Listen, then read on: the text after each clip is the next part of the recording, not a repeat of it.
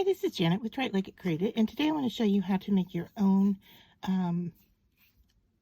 texture paste. And so what I'm using is we're going to be using lightweight spackle, and I bought this at the Dollar Tree.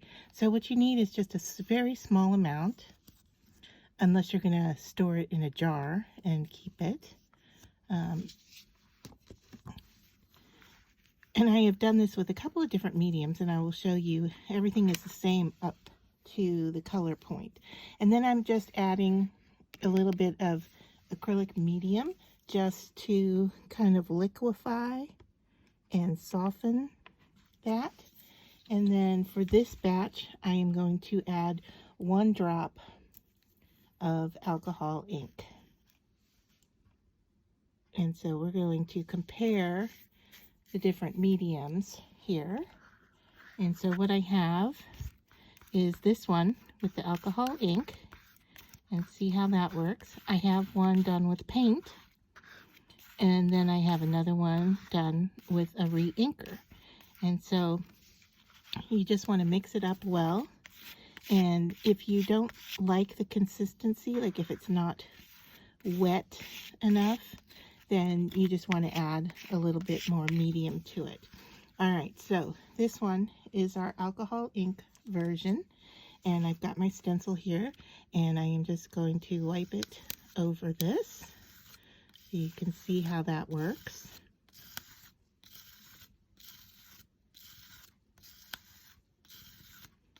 And because it is a spackle, it does have a little bit of grittiness to it, and you can hear that as I wipe.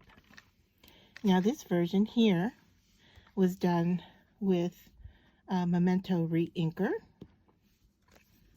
and you can see it has a similar texture, and so we'll try that right here.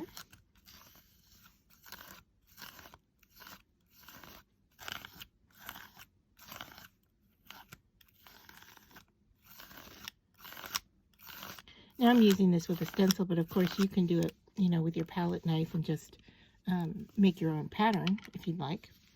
And then the last version I have here is this was made with paint, and I used unicorn spit, but any kind of acrylic paint would work.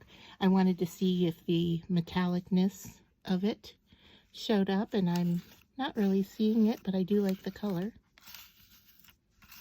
Now the spackle is white, so any color you mix with it is going to be more pastel or lighter.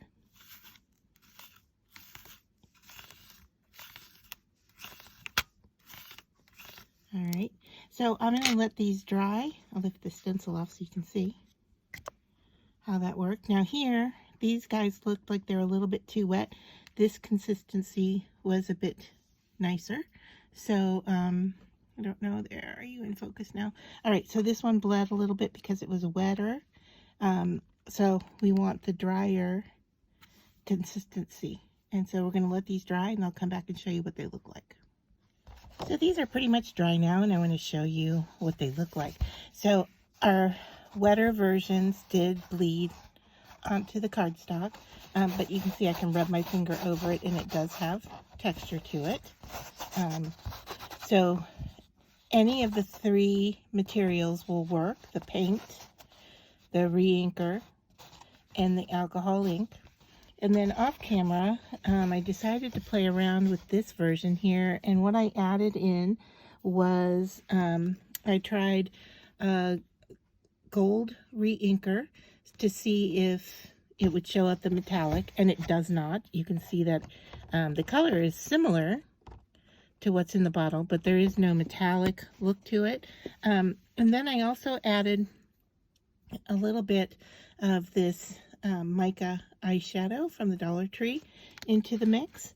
And I don't know if it's showing up on camera or not, but I do see some of the mica powder in the leaf pattern. It's not a lot, and I would probably add more mica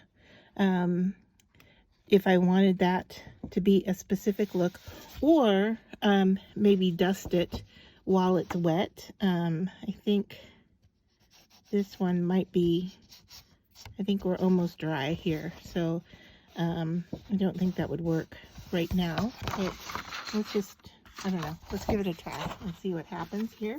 If I just take the eyeshadow brush and kind of go over the top.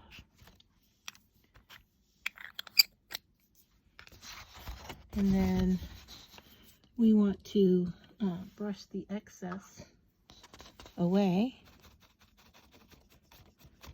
from the paper. But there, it is showing up more. Let me move my light, see if I can get a better angle on this for you.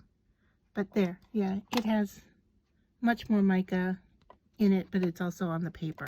So I think I might actually dust it while it's on the stencil before I lift the stencil up, if I really wanted to get that nice mica look to it. But this is a really great way to make texture paste, and you can make it in different colors, and it costs a lot less than going out and buying all the different colors that are available.